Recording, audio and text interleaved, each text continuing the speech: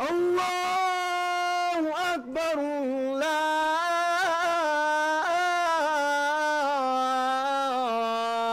أكبر. تبيو تجاب إخراني مالا كوكومات ساسولي برا أنا بيا سقبيا أنا مسمول سق مسمول.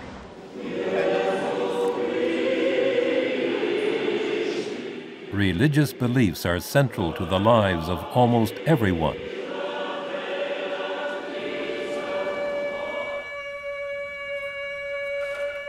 Religion is the instrument they use to relate to God.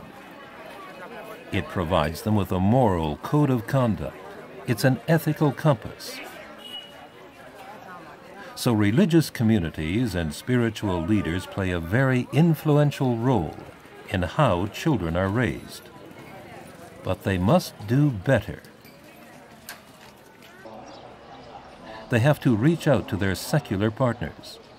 Cultures and religions must join together to create the framework for how children are brought up. This framework requires more than a positive and permanent contact between secular and spiritual players. The dialogue has to be synergized into a common language shared by both for the ethical well-being of children.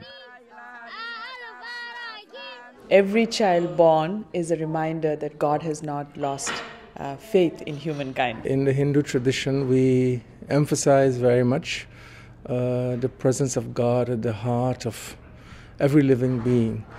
And the human being, including the child, of course, is precious because he or she embodies that which is most sacred. In indigenous society, they're freely moving around. If you visit an indigenous community, they can be everywhere.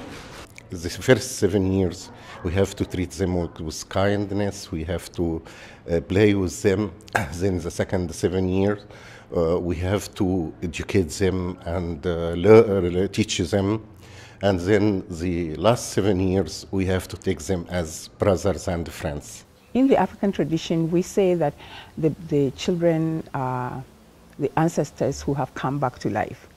So you have to respect them because they are in fact your grandparents. And they represent the future of the human race.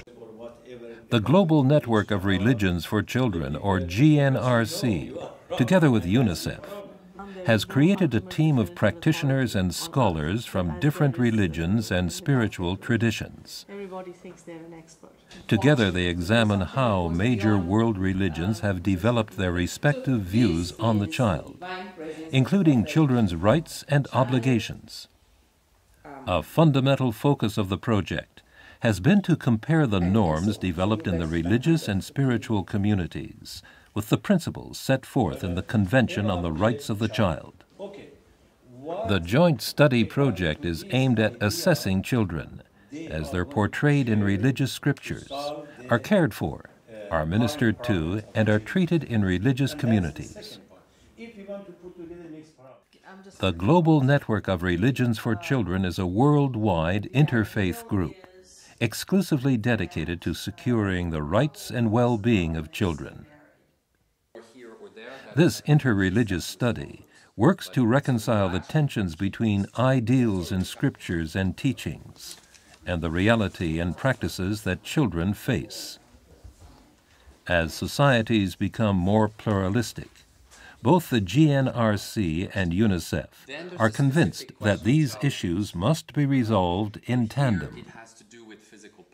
At times, that reality can be harsh.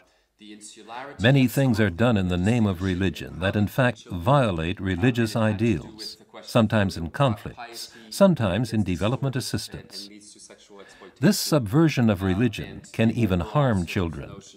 I think that Hinduism, like all other religious traditions, unfortunately reflects a gap between its ideal and the ideal value for children and certain practices which I think so clearly contradict the presence of God in the child and the value of the child because of that.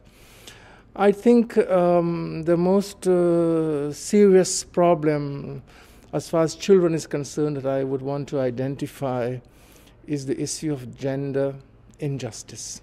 And so you have, again, unfortunately, as a consequence of this, the practice of female fetus abortion.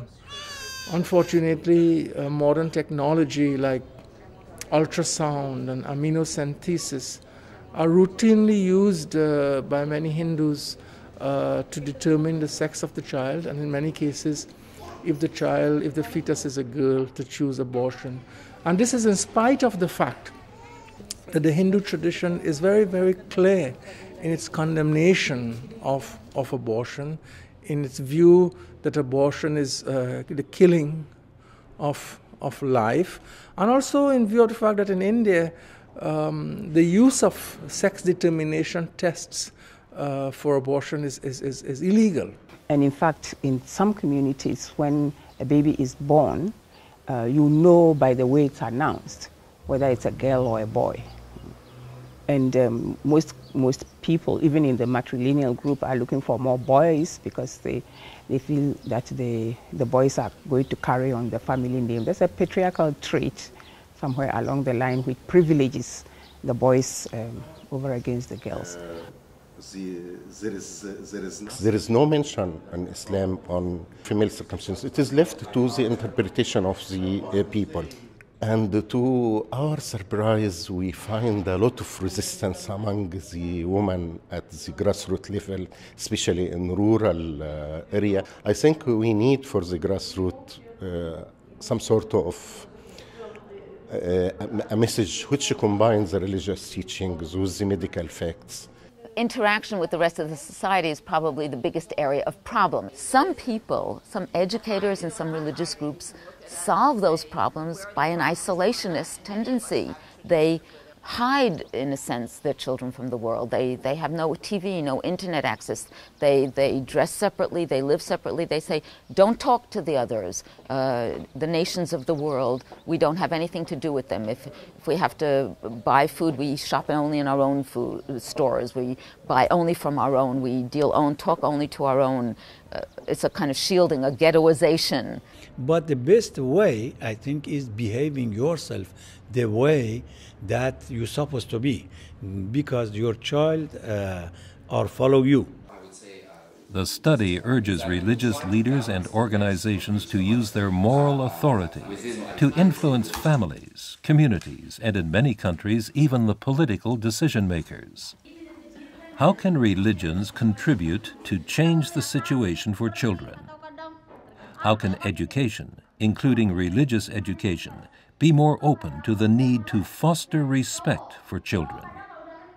I think our traditions have something to offer in this conversation that draws from many different streams, and I think I feel hopeful that we are able to question but also to value.